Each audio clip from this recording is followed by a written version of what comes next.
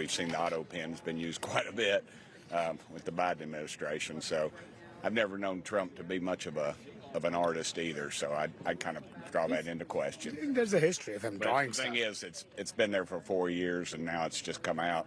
I just don't buy it. So you think really someone might have just forged this somehow and sent this to the app? Somehow. It's so easy to do. I just don't buy any of it right now because we have a prior administration that's had a history of dishonesty, and they bring something like this out now. Why wouldn't they bring it out during the campaign?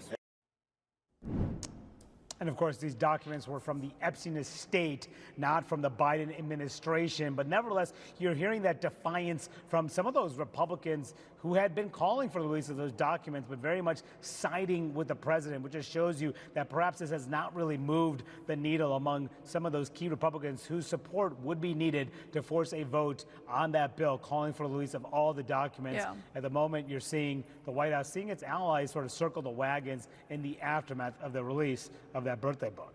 Well, you know, Manu, with the birthday book, obviously it's not illegal to send someone a birthday letter. This was before Jeffrey Epstein had been arrested, I believe, based on the dates of when his 50th birthday would have been.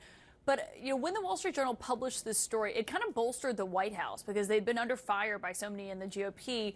And then this came out, people came and rallied to Trump's defense. I wonder if the White House, you know, denying that this letter existed or that was Trump's signature, if that changes anything now that they can kind of look at it with their own eyes.